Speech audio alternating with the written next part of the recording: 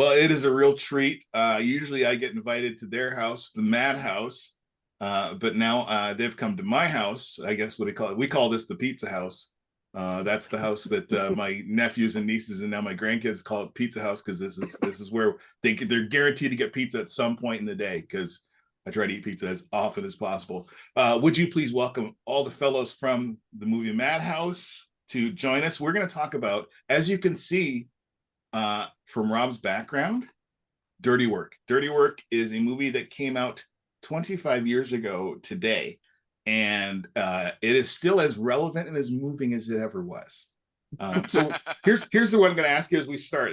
This is a movie that honestly I watch at least once a year. This year I've watched it 3 times, and that was before preparing for tonight. But if you could tell me, is there a movie that you watch, at least once a year as you introduce yourselves? Rob, why don't you start? Okay. Yeah, I'm Rob from the Movie Madhouse, and yeah, there is A Few Good Men. Nice. I watch that at least 3 times a year. I don't know why, because I'm not a huge Tom Cruise fan, but he kills it in this movie along with Jack Nicholson and Kiefer Sutherland and Kevin Bacon. It's just an amazing cast, and I can sit and watch that one. It's one of those ones where if you turn on the TV and it's halfway through, you're going to finish it. Good. That is a good call. And it's also a good one if you're playing 6 Degrees of Kevin Bacon. That's an easy one to go to because pretty much everybody's in it. Yes. Absolutely. Absolutely. Very good. Thank you. Who's next? James? James? Me? Wait. Okay. Yeah. Hi. Oh, yeah, go ahead. Okay. Go, James. Just go. Okay. I'm James Taylor, and the one that I watch at least once a year, and it's probably once a year since it hit VHS, because I didn't see this one in the theater, was Ferris Bueller's Day Off. Wow. Yeah. So I looked it up. It came out in 86. It hit VHS in 87, and we used to go to the video store all the time, and it had 2 little slots with 2 slips of paper, and if they were both gone, it was rented out. So I've probably seen it at least once a year since 1987. Wow. That's amazing. Very cool. Very cool. And I'm with the Movie Madhouse. Yes, you are locked into the Movie Madhouse. I'm Jason with the Movie Madhouse. And that list is way too long for me. There are a lot of movies that I go back to on the regular basis. Mm-hmm. A Few Good Men, Forrest Gump, Grandma's Boy. For some reason, Lockout, the Guy Pearce movie by Luc Besson. Oh, yeah. Oh wow, yeah. There's something about that movie. I go back to it a lot. I'm getting beaten by a man named Rupert. At first, I thought you said Lock Up, but Lock Out. No, yeah, Lock Out. The one that Luc Besson got sued over by, I think, John Carpenter, because it bears a lot of similarities to an unused Snake Plissken project. Ah, interesting. But Guy Pearce's Snow character was a lot different than Snake Plissken. Yeah. Oh yeah. Guy Pearce is one of those underrated actors too. Like he doesn't really get the full. What's that show he did? There's a 3 or 4 season show that he did. A couple of in the last years. I'll look it up. It's a good one. I'm not sure. Yeah, Guy Pearce is amazing. Yeah. Good. Well, I mean, again, everybody needs to certainly go check out Movie Madhouse. It's all available. You can listen to. You've done some really cool stuff over the last couple of years. I've been listening for sure, taking on topics that nobody else will. So everybody out there should. Yeah. Nobody else wants to touch Batman. Hashtag Tom Cruise for Lobo. That's right. So everybody, the archive is out there. You can find it. We'll certainly provide a link that you can find all that information. But we are here to talk about what we call it. One of mine. I'll give you another one of mine. Better Off Dead. Better Off Dead is one of those that I grew up with one of my best friends from high school. We were at the house, and again, kids will never know the struggle of like VHS. Okay, of waiting for VHS and getting to the store and finding out that it wasn't there. And you didn't get there early enough, or somebody didn't bring it back on time. Nobody understands. There were There were many Saturday mornings where I almost got trespassed from the video movie shop on St. Clair Street when I was a kid. Yep. Because I would hang out there as soon as they opened, waiting. Did this movie come back in? That guy, what movie did that guy bring back? And yeah, to the point where they kicked me out. They let me come back, but I'm sure they were getting ready to like call the cops. Some kind of trespass law or something like that. Yeah, I've been there. This one actually, this dates me a lot, and I don't really care anymore. But it was my friend. He was one of my first friends that owned a VCR, and we would go to Highland Appliance in Detroit. It was in Detroit, and that's where we would go and rent movies. And he picked up Better Off Dead, and we went and watched it, and I was like, I'd never heard of Cusack. I'd never heard of most of the people in the film. And that's another one that I'll watch probably at least twice a year, if not more sometimes. But the other one that is of course, the Canadian classic, shot mostly in Toronto. I would think almost completely in Toronto. Dirty Work. Again, 1988, so 25 years ago, there was this amazing movie filmed, directed by Bob Saget. Yeah, that Bob Saget, America's Funniest Home Videos, and Blue Comic. Yes. He could occupy both in the same body, which is pretty amazing. But the amount of cameos in this film is insane. This movie actually, according to IMDb, was based on a short story by Roald Dahl. Really? Yes. Yep. It is entitled, bring it up. Not Dead Hookers in the Trunk. That's not the name of it. Vengeance is Mine, Inc. Vengeance is Mine, Inc., which was published first in 1980. Again, probably loosely based on the writer of the Charlie and the Chocolate Factory series. Based on the title alone, you just hear that title, you automatically know where to go in your mind. Exactly. Yep. So yeah, that was the one of the inspirations that Norm Macdonald claimed in doing that. The movie was made for $13 million and made 10. Actually, $10,282,000. I think it's, to be very specific. So not a significant box office smash by any means, but certainly has developed a cult following over the last 25 years. Norm Macdonald. I mean, again, Canadian icon. What are your thoughts on Norm himself? Let's start there. I think he is one of the biggest underrated straight comedians out there, because 90% of his comedy, he's got that deadpan face, and he's the kind of comedian you're listening to going, is he serious? He can't be serious, but it works. Yeah, absolutely. No matter what ridiculous thing he was saying, you just weren't sure. Like, does he really mean what he's saying? Like, and then of course his stint, his run on SNL on Weekend Update. Mm-hmm. Despite he got fired because of all the OJ jokes, but still, he's the one who gave us, and Germans love David Hasselhoff. Yes, absolutely.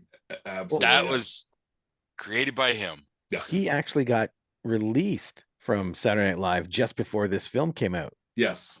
Because for 2 weeks, there was a ban on Dirty Work ads on NBC. Oh, wow. That's how powerful it was. Don Ohlmeyer. He was notoriously a good friend of OJ Simpson, and kept telling him to stop doing OJ jokes.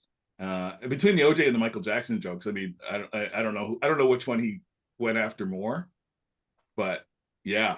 So I did not realize there was a 2-week ban on the actual films. Yeah, and see, he ended up lifting it because when he first put it, like when they first set that up, he thought it was just on Saturday Night Live. There would be no posting of Dirty Work during Saturday Night Live. He found out it was on all sorts of shows on NBC. Right. So that's when he said, no, take the ban down. And wow, he started advertising again. Great. Again, using your power for evil is just that's a little much. Yeah. Yeah. He's also the guy that gave us Turd Ferguson. It was also partly because what's that? No. Turd Ferguson. His Burt role. Reynolds. Burt Reynolds. Yeah, I was gonna say Tom's out. Burt Reynolds on Celebrity Jeopardy. Yes. on SNL. Oh my god. Oh man. He just asked him a question like, "Yeah, what do you want?" You have him playing that character next to Daryl Hammond's Sean Connery. Yes. And up against Will Ferrell's Alex Trebek. Yeah. And it's funny. My son and I were talking about that today. That's one of the few roles where Will Ferrell played the straight man. Like Will Ferrell was supposed to be the one that was behaving, which he never did in anything else. But yeah, between Sean Connery and Burt Reynolds, which I believe he played the Burt Reynolds character on My Name is Earl later on as well. Like I think there's an episode of at least one episode of My Name is Earl where Norm Macdonald played Burt, like a younger version of Burt Reynolds' character. Really? Which is amazing. Yeah. What's your name? Turd Ferguson. It's Turd Ferguson. That's my name.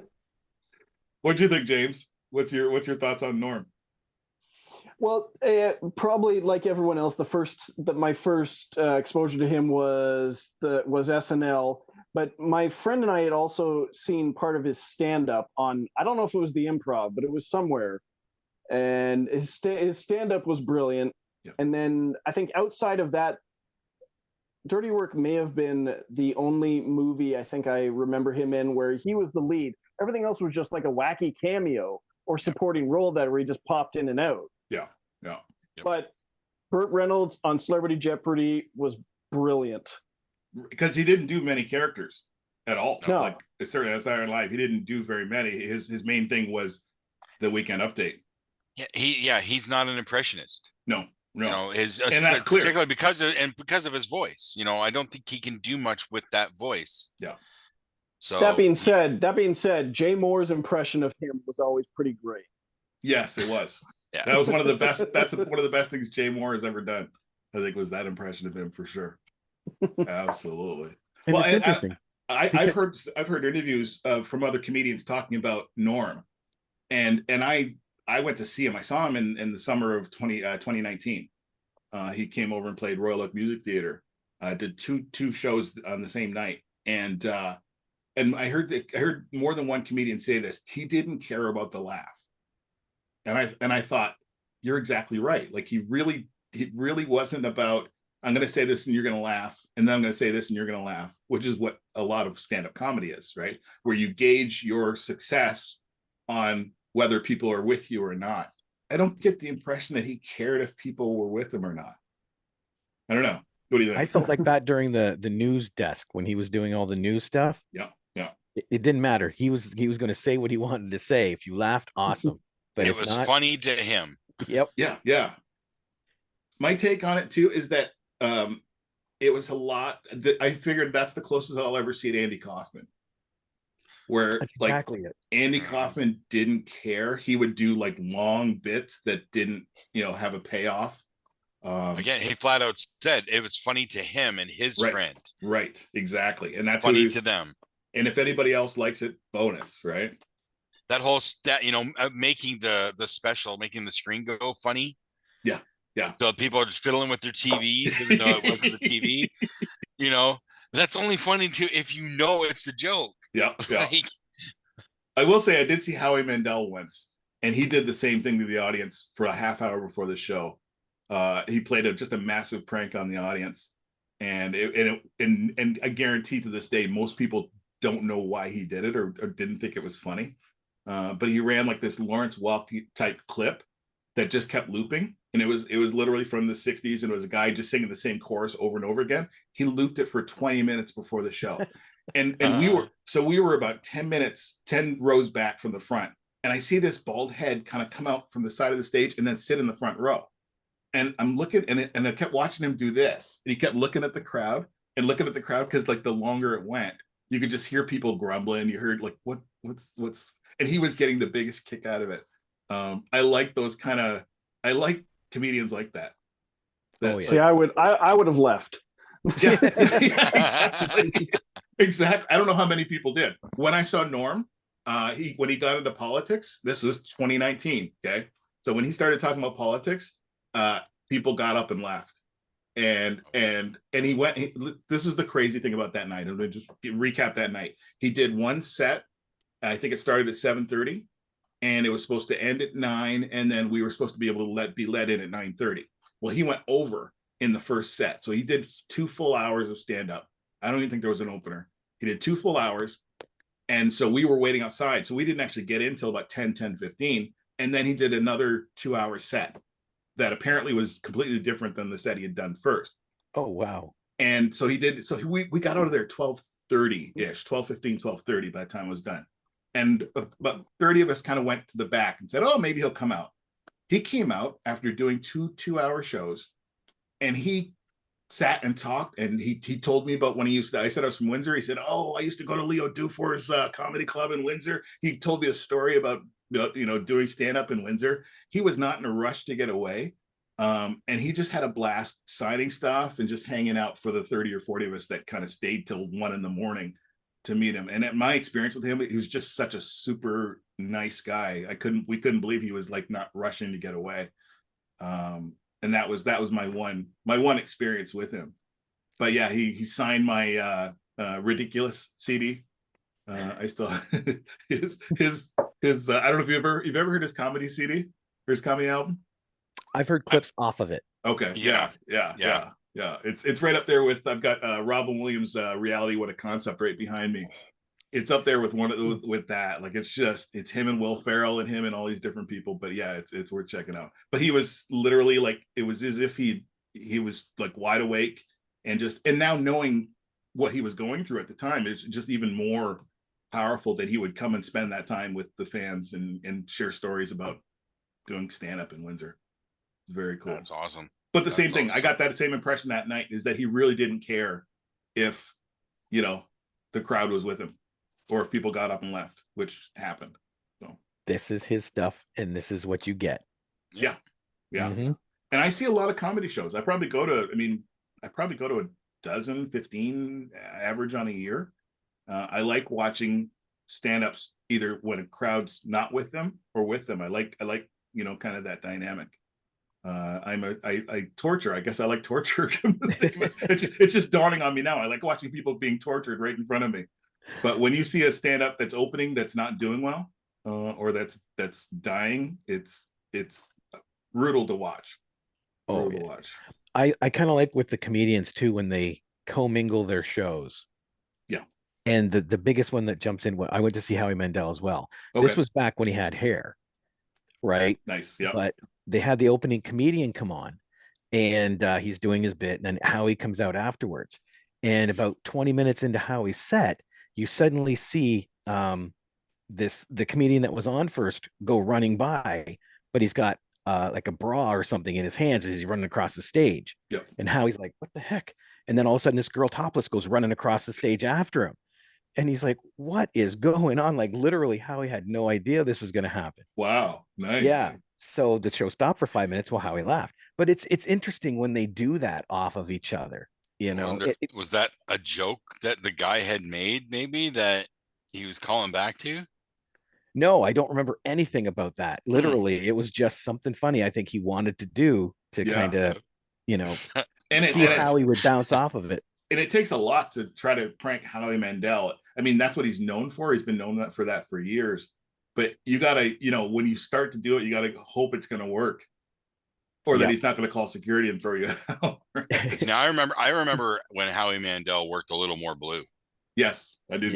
I remember that era, especially one particular thing he did with a doll. Yeah, that's so the doll that would go to sleep. You're talking about you're talking about his VHS days. Yeah. Howie Mandel's North American Watusi tour. That's the one. Yes. Right. I knew Watusi was in there somewhere. Yeah, what he did with that doll. Yeah.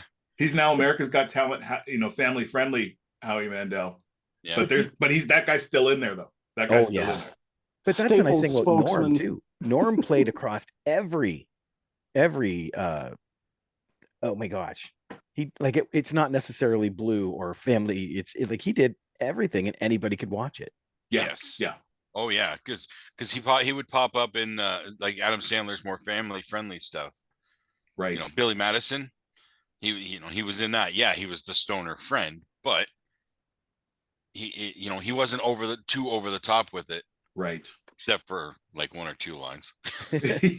Well, I mean, you could. Sorry, James, were you going to say something? No, I just chimed in with and Staples spokesman. Oh, Howie. Oh yeah, That's right. Howie Mandel. Yeah. I forgot about that. That's right. Oh wait, is- now let me guess. He's been to your store, and now you're best friends with him too. No, he's not gonna. Nobody comes to our store. Yet. That's not true. That's You not never true. know. You never know. I went to that Staples to get some screenplays printed because we were doing a table read. And the guy that gave them to me goes, you know what? My roommate used to make movies. I think he still does. I said, oh, really? Who's your roommate? He goes, Gavin Michael Booth. I said, get out of here. Everybody knows Gavin. 6 degrees. There's only 4 degrees of Gavin. Exactly. I'm surprised Gavin didn't show up in Dirty Work. I mean, it was shot in Toronto, just hanging out on the Yeah. set or something. I'm really shocked that his name's not in the credits. Thanks to Gavin. I did have a magic moment. I had a magic moment with not Gail Berman, casting director for 24. And so I had her on the podcast. We were talking, and everything was going smoothly. And I said, "Could you tell me about what it was like to cast Cabin Boy?" She stopped and she went, "I thought I got that scrubbed from my IMDb list." That's why I knew I'd hit gold or she was going to end the conversation. But she's like, I'm like, I say this in all reverence. Cabin Boy is a great film. Like it tanked his career for years, all that kind of stuff until Schitt's Creek. But Cabin Boy, like I said, I hold you in greatest reverence that you worked with that group doing Cabin Boy. And I put Dirty Work and Cabin Boy and movies like Ruthless People and some of the Better Off Deads. I put them in the same category. They're crude, but they're not like super crude. They're not, No. Porkies. They're not, like, what I'm saying? Like, I'm not Porkies for fans, but they don't go to that level, but they certainly are blue enough, right? If there was a category that was blue enough, they're probably the reason why we have the PG-13 rating. Yeah. More than likely, right? Oh, definitely. Yeah. It's not an R, but it's PG-13. It's brushing the R, yeah. So see, you guys, that's the beautiful thing. Yeah, Just yeah. because a movie tanks in the box office doesn't mean it's bad. right? And that's what we're coming to see now. Like stuff like Dirty Work is a cult classic. Yeah. People love it. What was the other one? True Romance was the same Right. thing. It did Yeah. horrible. Yeah. But the people love the movie. They just didn't love it in the box office at that moment. Right. I think Cabin Boy's the same way. I think that is so funny. It's very underrated. I don't Yeah. think I ever watched it. Oh no, I No, don't me think I neither. ever did. I I think the hate that it got, I think actually scared me away with that one. when I remember when I was a kid, he went on David Letterman's show because he was on there a lot. He was the man who lived under the stairs and all that kind of stuff. And he said, I never forget this line. Mother Oscar always forgets her January babies. That's what it is. As if he didn't get an Oscar because it was released in January and that's what ruined it for Cabin Boy. Like that was the thing that If only one it had been factor. released in November. It had come out in November. It would have been Oscar season, and Chris Elliott would be the king of the world. Mhm. Mother Oscar always forgets her January babies. But yeah, as we said, we're in an age now where you don't have to look very far. If if somebody mentions Dirty Work, you're going to find it somewhere streaming. Somebody mentions maybe Cabin Boy you won't find. But most films that, as we talk about them, and they're part of kind of our growing up or not growing up, you can find them somewhere, and that wasn't the case even 10 years ago, right? No, exactly. We talked Straight up, I used Tubi. yes. Tubi to watch Dirty Work this morning. Wow. But I go to DVD, Tubi. so- There's So an do I. actual. I can go into the categories of Tubi, and they have a cult classics button. Yeah. And man, that has given me some fun watches lately. that's stolen a lot. Harley of hours Davidson from and my the Marlboro Man. Yeah. yes. Yeah. I watched forgot that about one that movie. yesterday. Nice. Like, yeah, that movie. It's bad. It's cheesy and What? bad, but it is so much fun. Bite your tongue, sir. That's quality cinema. But if you look at all the stuff Mickey that came Rourke out, hates that movie. Look at Mickey Rourke. Look at Mickey Rourke these days. Like he Right. can talk. Maybe he's not the authority. Maybe. Well, one of the interesting things about back to Dirty Work, one of the interesting things about Dirty Work right now is that literally most of the people that were involved are not around. When you look at, okay, certainly Norm's gone. Bob Saget just passed away, I believe, last year. Don Rickles. Chevy's still around, just his careers. Yeah. But Jack Warden. Yeah. Chris Farley. Chris Farley. Oh my God, Chris Farley. Yeah. I forgot he was in that. Oh, he's the best. He's one of the best parts. Yeah. And that's his last film. That was the last film that I believe he was credited for. I believe. Yeah, they said he wasn't, and when the film was released, he wasn't even credited because it was that fast. Like, right. Wow. Yeah. Wow. Like Sandler, uncredited in the not listed in the credits for sure. That's Sandler. That's because he wasn't the first choice. Right. Who was the first choice? I don't know. Howard Stern. Really? They reached out to Howard Stern to play Satan. Oh, really? And he turned it down. Huh? Not enough cash. I'm glad he did though, because Adam Sandler killed that. Yeah, he does. Because I mean, I remember watching it when you couldn't rewind it, right? And you'd be like, I think that was Adam Sandler. Was that Adam? And Adam Sandler at the time was Big Daddy, and like he had a ton of hits. Yep. In that time frame. And if you blinked, if you blinked, you missed Adam Sandler for sure. Oh yeah. For sure. Yeah. Same with Gary Coleman. And Gary Coleman. Oh my God, that surprised me. I completely forgot Gary Coleman popped up in that twice. John Goodman. I forgot about John Goodman. So did I. Yeah. John Goodman played the mayor. Yeah. It is a crazy. I mean, Rickles alone. I think that I was laughing pretty hard at Don Rickles, and that's just the improvised stuff that he did. Like that's he's just old school roast, It just goes for the jugular. Just you're fat. I'm going after it. Yep. Oh, I love hello ice cream. How's it going in there? What are you laughing at? He is so classic. I would love to see the cutting room floor of all the stuff that they did include from that one scene, because from what I understand, they had him for the day and they just let him go. Oh, well, yeah. I've heard there are multiple takes, but I've never seen any. Yeah, me neither. Definitely would like to. Again, maybe the 25th anniversary edition. There must be one coming out this week, right? The 4K Blu-ray. Yes. Yeah, sure. Steelbox. Steelbox. Criterion Collection.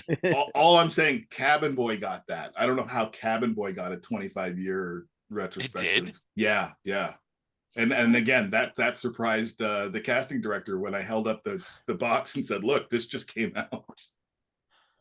So if Cabin Boy can get a re-release, pretty much anything in the world. Wow. They've tried to bury that one for years and years and years.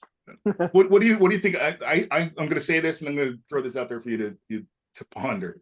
I think that the script for Dirty Work is one of the best scripts I've ever seen. I think the way that story is structured, it doesn't try to veer from what it is. It's revenge for hire, and that's pretty much what it is. I think that's one of the great scripts. I do Hollywood. too. Nothing is wasted in that film. Like even the beginning when they're looking for jobs and they're eating brownies, that's a huge callback later on. Like nothing is wasted. Massive callback at the end. Absolutely. Yeah, I think I can say that. Like it's not like a stellar flick, but yeah, structurally whatnot, they knew exactly what they wanted to say, exactly how they wanted to say it, and that's what they delivered. It's just it wasn't for everyone, obviously not. Right. Eventually everybody will worship it like the Wild Stallions in the future. Dirty Work merch is going to go out of control. It's going to be impossible to find. It'll be like Taylor Swift tickets. It'll be like that. Damn. Yeah, I'll go out there. I'll say I'm going to call it. Have they put out any Dirty Work Funko Pops? I have not seen. It seems like there's Funko Pops of everything. So yes, there is. There's a strong possibility you could see like Norm Macdonald and Artie Lange from it. They usually do them in 4s, so it's a terrible thing to say, but did you think Artie Lange was going to be the one that was surviving of the cast of No, Dirty Work? no. No, given where he was for a while, no, definitely not. Yeah, I'm glad he is. I mean, again, I tried to track him down. I couldn't find him. I literally, he's off the grid or he's off something, but I believe he's still alive, which is good. Because I did like him on Howard Stern for the years. Oh, he was a on. blast on that show. And when Norm would show up and be on the show with him, it was gold. Like, And Beer League. Yeah, in Beer League. Yes. That's Absolutely. probably the last thing I think I ever saw with Artie Lange. Yeah, I think you're right. Yeah. So the story's good. I mean, again, maybe not this. I just think it's a really good script as far as where they wanted to start and where they wanted to end. Their motivations were pure. Don't take shit from anybody. Exactly. which is what the entire movie's about. It's a life lesson. Yeah. Even Rebecca Romaine. Yeah, that shocked me. I'm like, wait. Yeah. I paused. Yeah, I'm doing this to cover the mustache, going, yeah, that looks like her. I'm pretty sure that's the evil twin of Rebecca Romaine. That's the mystique coming out in her. You ever had sex with a bearded lady? Like, I honestly, I quote this movie, maybe once a day, maybe once every other day. Lines like "note to self." I use "note to self" quite a bit, and I catch myself doing it. You know what hurts the most? And usually in a crowd of people, you can tell who's seen the movie and who hasn't. And you know what hurts the most? A lack of respect. That's that. Oh, and that other thing. That hurts a second. Yeah, that other thing. And that's the fun thing. You can see him not say that in the film. Right. Yes. Do you remember what he actually said? That was dubbed. Yes. I didn't know that until 2 days ago, and then I went back and watched that scene and realized, oh no, he overdubbed. Somebody shot that answer down, and I think what they switched it with is a lot funnier. Oh yeah. One of the things I like about this film too, and again, the overall story is that they don't show a lot. Like they imply a whole lot of things, but a lot of times they don't show. They show Artie standing on the side of the building. My favorite scene is when they're hiding the fish in that house, and it turns out to be like a mob house. And that to me just screamed like that's live action Looney Tunes right there. It's 45 seconds of just them holding fish and their faces. Yeah. And the only thing that changes in that scene is their faces, because everything was thrown in after. Right? Yep. The dialogue is that some kind of, what is that? Is that some kind of password? Is that some kind of, what? Yeah. Are you the cops? Oh my God. Then it just goes downhill. He took my chainsaw. and they even did one extra step that I really, really liked. And it's a stupid thing to notice. But when they stepped out of the room and they were tiptoeing their way through, you could hear their footsteps like sticking to the floor, like it was gooey. You could hear it. Yep. Like, all right, they thought of that. And as a filmmaker, right? How beautiful is that? Like it just dawned on me. There's the Anchorman scene of all the anchors fighting, right? And the trident and the whole thing, right? But they spent crazy amounts of money. They spent insane amounts of money to make that scene happen. And then they repeated it in Anchorman 2, right? But they spent an insane amount of money to get all those people together and do all that kind of stuff. And Dirty Work did it. And in time. And Dirty Work did it without showing anything. Like to me, that's like the best filmmaking ever, where it's like, because what are some of the lines like? Oh my gosh, you got a machine gun! It's just that. Oh my God, he's taking my chainsaw and he's using it on me. You're right. That is a Looney Tunes. Everything about that is Acme Looney Tunes. You're right. Good, Jason. That's a good call. It's like something rolls out into the street and then you just watch them reacting. As an SNL connection or an homage, do you think that's where the B scenes in Pop Star Never Stop, Never Stopping came from? Oh, it could be that if I ever watched it. There could be like an homage thing going on. Absolutely. I only watched that once. I've seen it twice. But it's like, I can see that. It's all the stuff that would cost $100 million on top of their budget to do. Yeah. And you know what's funny? I don't know if you've ever seen Third Date, which is a short film by Will Ferrell. No. Oh, you've never seen it? Okay, I'll send it to you. Never heard of it. Not going to ruin it, but it's. I will send it to you tonight. But it's very similar concept to the fish scene of them just standing there with the fish, and watching Norm's face. He's just grinning, and then it just by the end of the 45 seconds, he's like, and it just his face just drops, and Artie's face just drops, and like you said, the squishing when they walk through, they just added that in post. Like it's genius, and then the guy comes in and yells, right? Yep, it's perfect. Yeah, because I know if I was the director and I got that script, I'm looking at going, wow, how am I going to pull this off? Yeah. Well, even Artie Lange standing on the side of the building, at the top, and then he zips up, and then the guy comes up drenched. It's like they didn't show anything. No, like they didn't need to. Most other filmmakers would have been like, we need to show this, and there needs to be a guy, and he needs to see him get drenched from the top. They didn't show. They gave us A, they gave us C. We just didn't need the B. We didn't need the B, right? Which is why they don't really cross the line into like completely crude. Wouldn't it be we don't need the P? Yeah, I guess we don't need the P. Just for clarity. What button do I press to shut his mic off?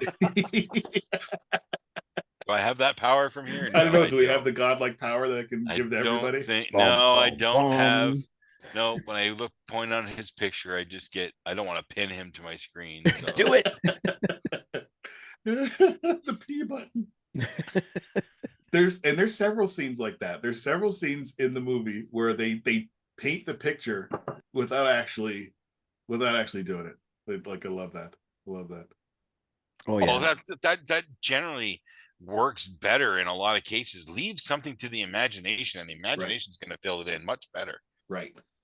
And there's a couple actors in that film that I don't remember knowing about before I saw Dirty Work. Chris McDonald was one of them.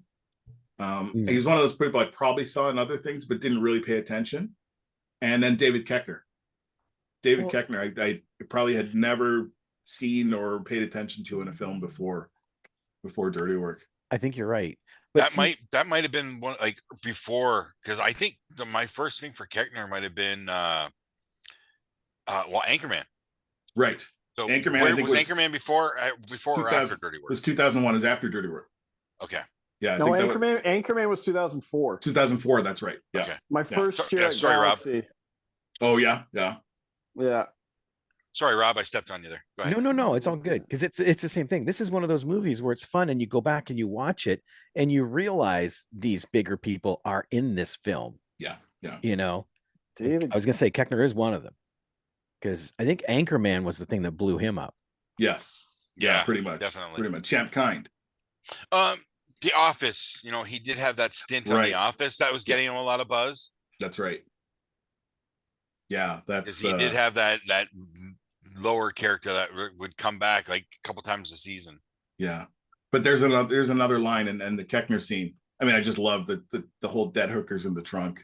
but the line that gets me every time is, I've never seen so many at once. And the guy sitting on the side goes, "Lord knows I have."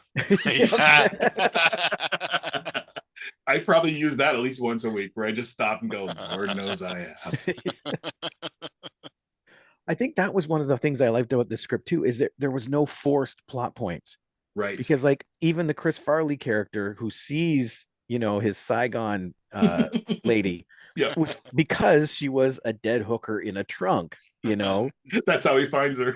Yeah. There she is, that bitch. Everything was done logically. There was they didn't force it on. Yeah. The end of the movie, they're getting married. Well, that's the end of the movie. That's it's like, if anything, the weakest part of the film is how it ends. Because it's so fast. Him just kind of doing a voiceover again. Oh yeah, she killed. I can't remember. She killed him or something, or they got married. She bit his nose. They're arguing. They're going to get hitched, but they're arguing again. And then you bit my new nose off, you bitch.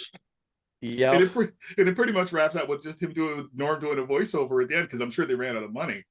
of this happened, that happened, and that's the end. that's pretty much what he says. And then it goes to bloopers. Yeah.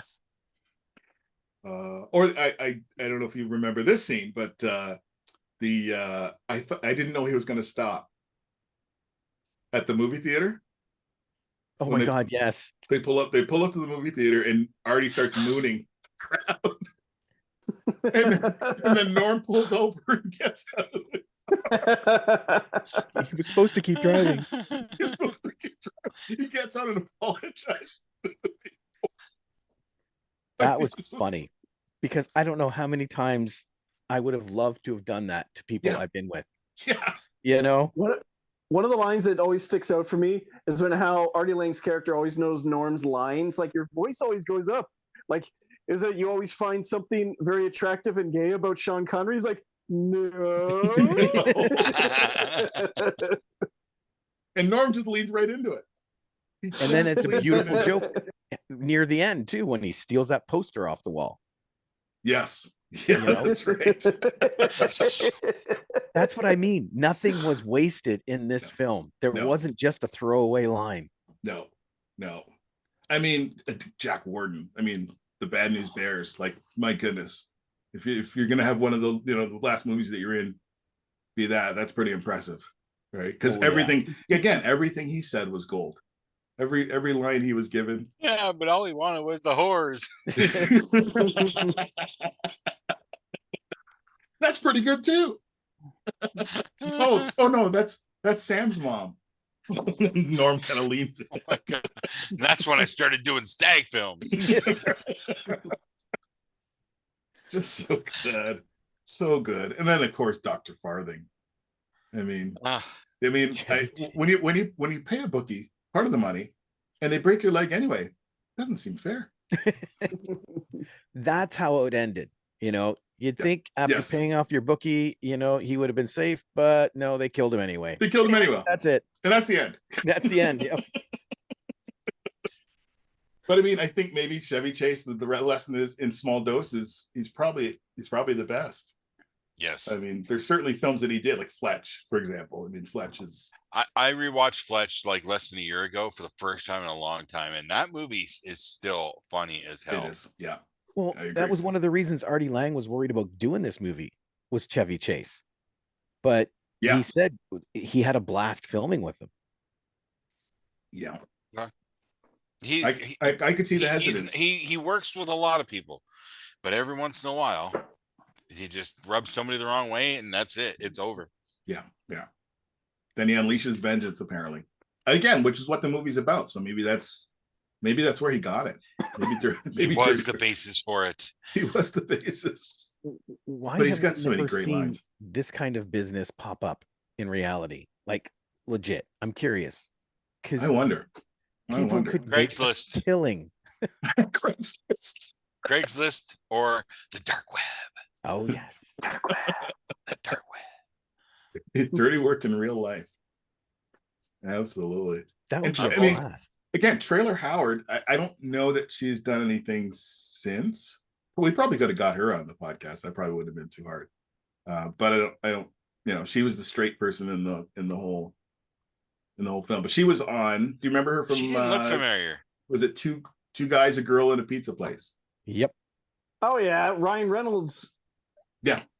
Okay. So she was a name at this point. She was a name. She looked vaguely familiar, but I could not place it. I knew definitely wasn't. There's no way I was going to know her name. Yeah.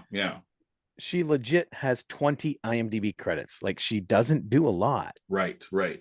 But the ones that I see on here, like Lois and Clark, The New Adventures of Superman, right. Dirty Work, Foo Fighters video, Me, Myself, and Irene. Oh, yeah, that's right.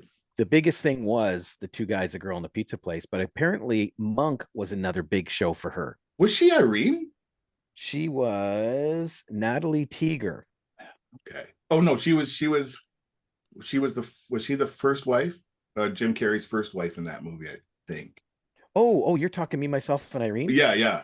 No, she wasn't. Sorry, Layla. Renee Zellweger was Irene. Sorry, but didn't she play like Jim Carrey's first wife that ran off and left him with the 3 black children? Oh, I think you're right. I'm pretty sure she was. Yeah. Yes. Yeah. Watching Oh, Richard yeah. Pryor. Yeah. But she wasn't in it very long. But yeah, you're right. She's not in a lot of things. Ooh, she was in Son of the Mask. That's She why.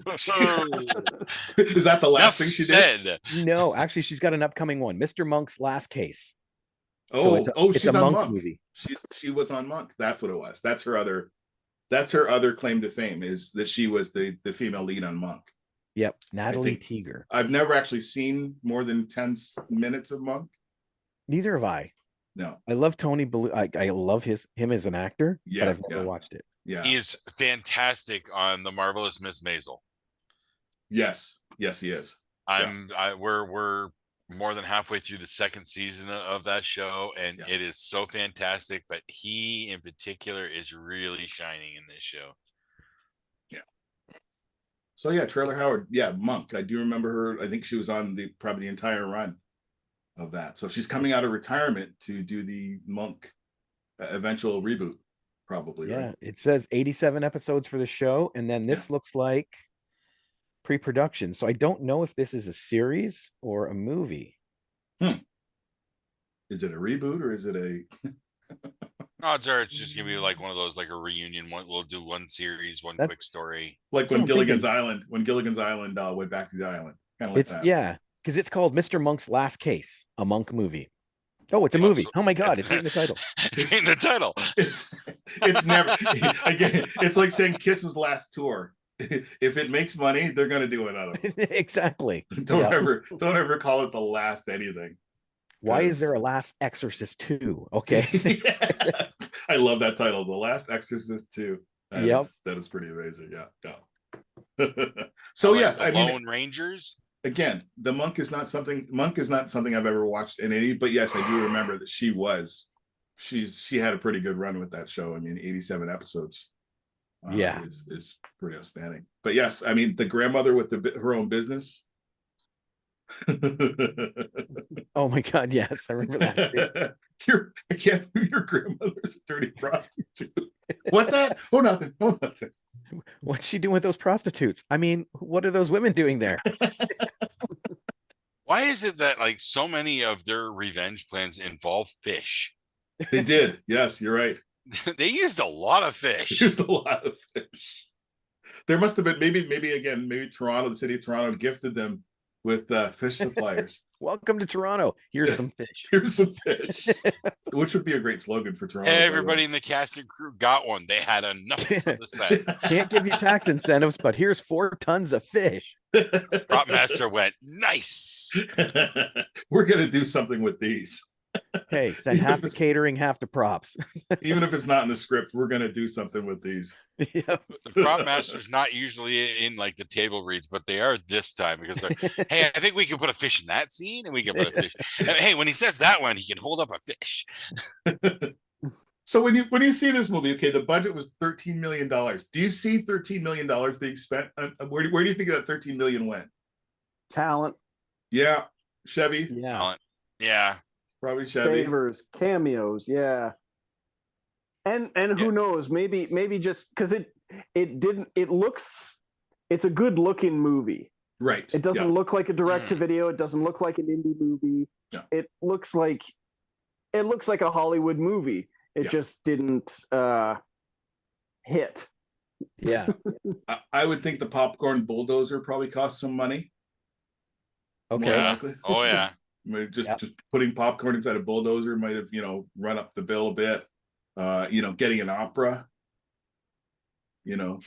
Getting that opera Skunks. house. Yeah. getting the Yeah. skunks to run through, And it's never- the it's opera never- house would have been pricey. and throwing a popcorn machine again, like the fish. Popcorn comes up a couple times in that film because there's a popcorn machine his girlfriend throws out off the balcony in the first scene, That's true. and And that maybe thing's- That's Sorry, like go a ahead. Jurassic Park popcorn machine too, because it Yes. hits the ground and breaks, but the next scene, it's fine.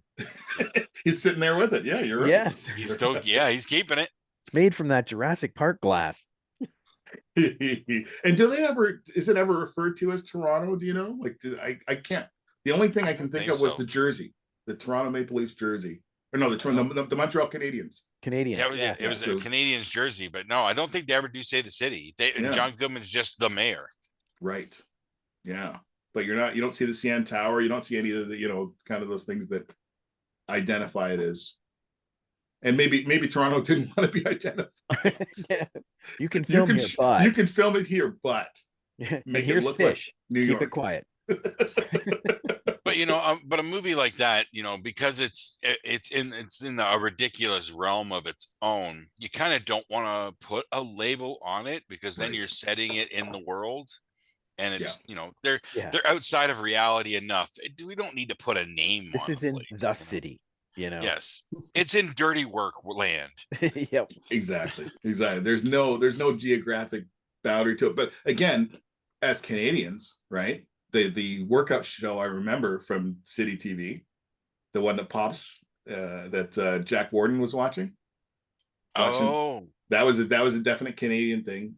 I remember okay. Which the three women working out, and then the Yeah. Sorry, camera. I'm out of touch with my aerobics and What? aerobics, jazzercise and whatnot. what was the name of that 30-minute workout? Or I think it was 30-minute workout. Yeah, 30-minute on workout, City TV. That was a definite from Canadian Friends? thing. That's what they tell me the name is. Yeah, that's what I've heard. That's what I've I've heard. never seen it. And then Gordon Martin now. There were a couple Canadian news anchors that were part of that as well. But that's really the only indications that, besides that in the mantra of the Canadians jersey. And him asking for the jersey and then deciding he didn't want it back. I love that scene. Not every movie shot in Toronto, like The Incredible Hulk, gets them flying by Zanzibars Or Sam the Record Man. to call out Toronto. Exactly. I think the only movie I've ever seen do that didn't specifically say Toronto was Resident Evil Apocalypse, Oh, right. because City they Hall. had the city center, Yeah. Well, yeah, she's running down Nathan Phillips Square. Yeah, like that's the only one I think I've ever seen that you can identify that they Yeah, did you're right. name. As far as films. I saw what Never Talk to Strangers. And Antonio Banderas, Rebecca De Mornay, they go by the City TV building. Really. Oh yeah, That's I had what no it idea it was. was shot in Toronto. I'm like, I know that. I've been there. It just hit me. $13 million budget. The location, we were thinking the Opera House might have been expensive. No, they shot in Canada. That $13 million would go a long way in Canada. That had to Right. be all That's talent. like 50 million in Canada. Oh, right? yes. Yeah. At the time, the exchange rate would have been in the 40-50% range. Yeah, so that $13 million, that was all talent. They're all talent. Yeah. Or just to get them to Canada, I think. Yeah. It only cost them like $50 to shoot in Canada. Come Across on. the border. And 8 million of it was the hallucination scene. Gary Coleman didn't actually come up to Canada. That was actually shot in hell. That's where the money went. They actually shot those scenes in hell with Damn. Adam Sandler. Yeah, Adam Sandler had a special pass. He knows No, people. those For making Little exorcism Nicky. portals, those exorcism portal things, they cost a lot. They do. And again, is this what led him to make Little Nicky? Oh, maybe playing Satan. It could be. Maybe. That's not impossible. Something did. I've actually never seen Little Nicky all the way through. I haven't either. I know I enough. have a couple times, and it's Have been a you? while. I think it's one of those Adam Sandler movies that I found funny, but not because of Adam Sandler. Right. It was all the Yeah. surrounding people. It's definitely not in the top of the list for me. It's not. Like- It's not one of the ones I go back to on a regular basis for Right. him. Okay. That and Waterboy. Just I liked the supporting cast, but I don't like it when he does the stupid accents. Yes, you're right. Yeah. See, right there is it seems like that was the pinnacle point for him. Before that point, you pretty much liked about 80% of his films. After that point, you liked about 20% of his films. Right. Yeah. So that was Yeah. that. You're right. I agree. After Little Nicky, that was kind of because I haven't seen any of his Netflix films. Like, I saw the Ridiculous Murder- Six, which wasn't bad. Murder Sorry. Mystery 1 and 2 are actually pretty damn are funny. they good? Okay. Yeah. Okay. All right. The And only what one was I it? watched was The Cobbler. And Click. Oh yeah. Yeah. Click was okay. Click was not a Netflix one. Click was before No. Netflix. Oh, Yeah, that's yeah. true. Yeah. But Pixels also the not a Cobbler, I Netflix think, one. was Ridiculous Six was one of the first of his Netflix deal, and I think the Cobbler was part of that as well. Right. The Cobbler is like a different movie for Adam Sandler. I think the Not Gross, as different as Uncut Gems, but right. it's different. I have that Blu-ray. I'm still waiting for a special occasion to watch. Yeah. I have. I loved Punch Drunk Love. Yes, that to me is. I think I need to revisit it. It didn't work on me. Right. Love that movie. I think it's tied for, in my opinion, Paul Thomas Anderson's best movie, tied with Inherent Vice. Yeah. It's also the second movie in my life where I nearly walked out of the theater. At which point? Because before the halfway point. Okay. Because it was so weird. He's not doing his typical comedic role. Right. And there's a lot of odd sounds on the soundtrack that are going on in that movie. Yes, you're right. At just some point I decided to stay and I ended up loving the movie, but it was hard to get into. Yeah. That's one of the few that I don't have on Blu-ray of his films. I have the DVD. I bought the 2-disc special edition the day it came out. Okay. Yeah. And I ended up selling that years ago. And then I have the Criterion Collection DVD. Yeah, I've got that one. Yeah, I've got the Criterion DVD, but I would love to find. I could have had the Blu-ray because I ordered the Criterion Punch Drunk Love and the DVD and the Criterion Mulholland Drive Blu-ray. And had I reversed the formats, I would have had them right away. But because I picked that, it took me like 2 months to get them both. But so I could have had the Blu-ray, but doesn't matter. I have the movie. That's what's important. You can find. Yeah, you can watch it. Absolutely. Yeah. Is there any, just as we kind of wrap things up, is there any contribution that you think that Dirty Work has done to Canadian cinema or to advancing Canadian cinema? I think just the fact it was shot in Canada, that helps. I had no idea till today. Yeah, I always thought it was like California or something. Yeah, I do like I can acknowledge that it has a cult following and all. It's just not in my circle much, so I really can't say there. It hasn't swam in my circles. It's not one that's referenced by my people. I would think in 1997, like Rob said, I think the idea that the film shot in Toronto in general was an anomaly because that wasn't really. Was that before Toronto became Hollywood North? Yeah. Yeah. Oh, yeah. Oh, yeah. Okay. I didn't realize that. Then all right. Yeah. Then yes, acknowledge it. Yeah. To bring the production up, to bring, pretty much. I mean, I look at the list. There's very few Canadian. All the. And again, I don't know if they were all shot, in Toronto or not, because the Gary Coleman and Adam Sandler could have been filmed anywhere. Really? Yeah. But I mean, that's a lot of Don Rickles was definitely in Toronto. John Goodman. But see, that's the fun part with most films. There's a lot that shoot part or all of them in Canada, right? But you never know, right? Yeah. Unless you happen to watch the credits right to the end when it says, the Ontario Creates Board or Alberta, blah blah blah. Like you don't know, especially back then. Pre-internet.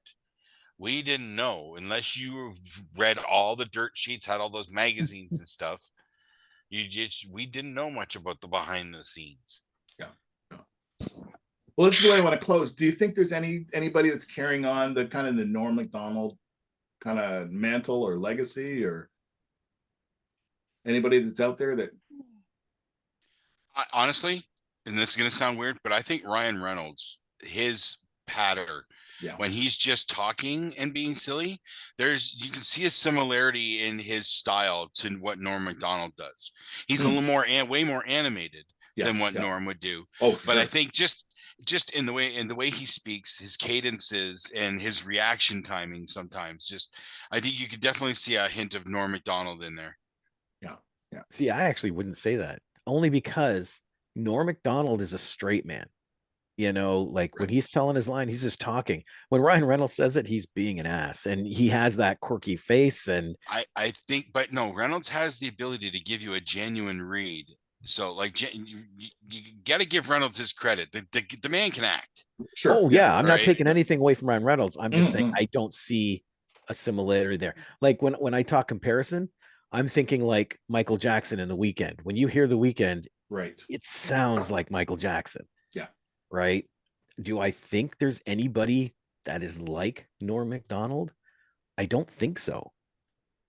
Because he, like I said, he was like Andy Kaufman, who's Right. also very unique. Right. Mhm. So that particular style and just his delivery, I do get what you're saying, Jay. Like he can come up with that snap one-liner improv on the spot, but he always did it straight. Like you Mm. literally, you're watching 9 times out of 10, you don't know if he's trying to be serious or not, and that's Right. half the fun. Right. Yeah. That's my 2 Yeah, cents. yeah. James. I'm drawing a blank because he's got such a unique style. Yeah. I'm trying to think of comics up there that are just. I mean, he's smiling all the time as he's telling the jokes, Right. but it's just like that. He's not giving you time. He doesn't give a shit. He just keeps going. But I can't picture another comic like him. Yeah. There's 4 that I can think of right now, and I'm not comparing him to Norm in how he did it, because the way he would take these old-timey phrases and just drop them into the middle of a sentence and make them funny, like he just or just the way he did it. There's nothing really exactly like him. But I look at on SNL, I would say Michael Che doesn't care. I think he delivers the news or the fake news in the same way or very similar to what Norm did on SNL. As far as like, well, I'm going to say definitely a similar attitude there. Yeah, for sure. I'm going to say this, and most people are going to hate what I said, but I don't really care. Like, I've heard Jay say those exact words. It's that, yeah, you like this one. Yeah. Absolutely. And I would say currently, if you're watching now, Sarah Sherman is somebody. She's fairly new to the cast. She's probably 2 or 3 years in. She's also somebody that gives off the impression that she doesn't really care if you find what she's doing funny. And as long as she's again a little more animated, but yes, again, the attitude of she's doing it for her, not for them kind of situation. Yeah, I've seen a bit with her too. Yes. Yeah. And then on the stand-up side, I would say Anthony Jeselnik for sure. Oh, God. Oh, okay. Yeah, I think you hit it there. Jeselnik did one of the last I think it was a stand-up comedy competition or something, and I can't remember if Jeselnik was the host and Norm was one of the judges. I'll track down exactly what that is, but there was a real between the two of them back and forth. There was a real respect for each other. This is about 4 or 5 years back, if not maybe a little longer, but yeah. Okay, sorry, go I ahead. can see that. You're 100% right, because he's very straight that way. Yeah. Like he writes his material, he writes it as if he believes it, and delivers it as if he believes it, and you're not sure whether he does or not, which I find interesting. Yeah, I haven't seen much of Jeselnik's work. I know he's out there, and I've seen probably bits, but I have not seen like any of his full stuff. You have Netflix, right? Yeah. No, I don't. Oh, you don't? No. After that whole password sharing thing, nope, I dropped it. Yeah. But I can find his work. I have my ways. He's got 2 or 3 great shows. The Jeselnik Offensive was the one that he did a show called the Jeselnik Offensive for 2 seasons. I remember seeing ads for that one on Comedy Channel. Yeah, and he would have like different guests each week. That was a good one. If you can find that one, that's a good one. And it's totally inappropriate humor. I mean, his stuff. Oh my God. Yeah. And then the last I would say is Bridget Everett. I don't know them at all. She came up with Amy Schumer. I saw her on the on one of the Comedy Central tours. I think it was Comedy Central. They would do it they for a couple summers, about 5 or 6 years ago, they would do a tour. The headliners, the years I saw them, like Aziz and Amy Schumer were the headliners one year. And then it was Flight of the Conchords and Dave Chappelle were the headliners for the event. But then there were a lot of so I saw Jeselnik there. Bridget Everett just finished a show called Somebody Somewhere that just finished its 2nd season. It's very hard to define whether it's a comedy, whether it's it's just she's known for kind of almost like a cabaret act in her stand-up. But this was, Bridget Everett is again one of those. She seems to be one of those comedians that doesn't really care if you find it funny, because she's thinking a little bigger picture. Bridget Everett, I'll try and look her up. Yeah, me too. Yeah, I've never heard of her. Yeah. I'm trying to think where you would have seen. She's been in a bunch of films. Fun Mom Dinner. I just watched the first time. I've seen that title on one of the streaming services, but I've never clicked on it. Molly Shannon was in it. That's actually it was pretty funny. I thought it was good. But yeah, she's one of those people that you would recognize from other things, for sure. Lady Dynamite with Maria Bamford. It was a Netflix show, so she was on that. But she's done a lot of things, but kind of once you see her, you might recognize who she is. But she's real, and she's a stand-up, and she's excellent. But yeah, I guess those are the four that I would say carry on. She kind of does look vaguely familiar, but I can't quite place it, and nothing on her IMDb is jumping out at me. Right. She's got one of those faces. Exactly. But yeah, those are the people that I would think are kind of carrying on. Like I said, Michael Che doesn't care. I don't think Michael Che cares if he gets fired. I think he knows there's a line he's going to cross soon, and they're going to tell him to leave, just like Norm, and then he'll be bigger than ever. Yep. In my opinion. Possible. Yeah. The question is, would Joe stand with him? Yeah. Joe's just got that Scarlett Johansson money going. I mean, I think he can afford to. That's true. He don't give a fuck. He's married to Black Widow. Come on. I mean, yeah. And Che likes to remind us of that. Yes. Often. Very often. Yes, he does.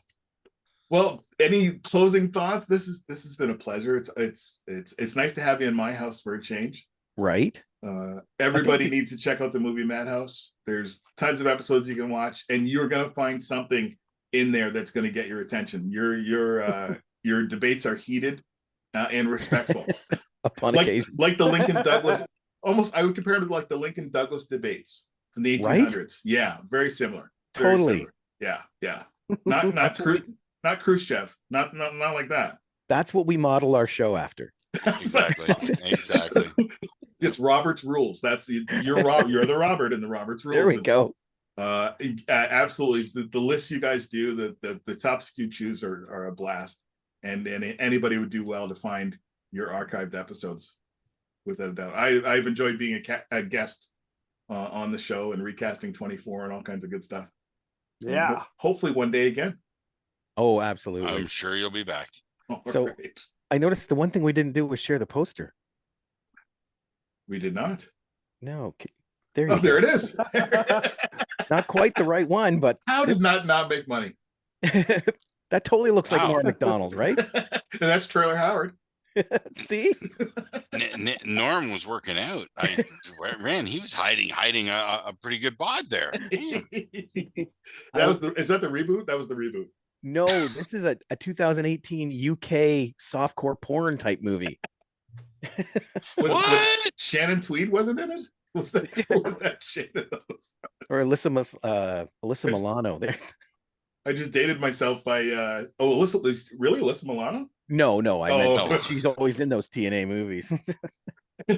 Shannon Tweed was just one of those. I dated myself by saying Shannon Tweed was in it because Oh yeah, I remember the City TV, Baby Blue 2. The announcer would always say, otherwise known as the collected works of Shannon Tweed. I love the announcer on City TV. It's sad that I got the reference immediately. Before she was Mrs. Gene Simmons, and then wasn't Mrs. Gene Simmons.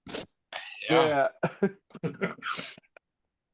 Well, thank you guys. This is thanks for having us. This was a blast. I hope you had a good time. It was fun to have to go back to this one. So every time I'm looking through my DVDs, it's I while I haven't watched it in decades, it's fun memories every time I flip by Dirty Work. Yeah. It's one of the most perfect scripts ever written. Just saying. Mm-hmm. All right. Have a great night. All right. Always a pleasure. Bye. Toodles.